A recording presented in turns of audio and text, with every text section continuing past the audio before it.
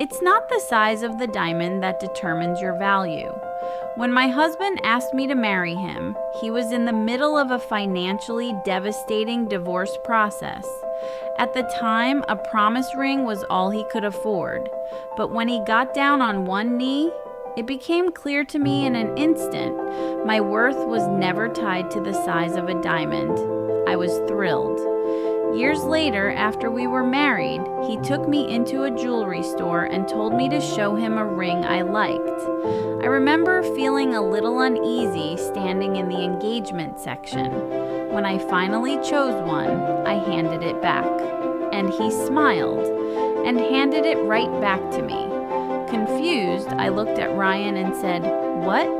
He smiled and said, "It's yours." And I just started crying right there.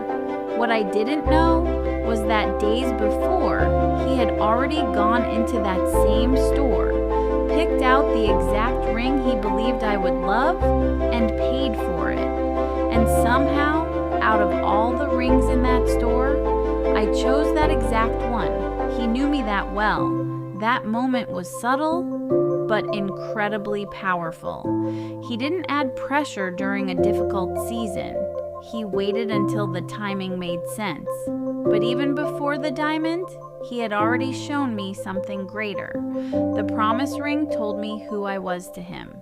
The diamond reminded me how deeply I was loved, and both taught me my value was never in the ring itself. To this day, I wear both, because one reminds me of a promise, and the other reminds me that love, when it's real, is patient.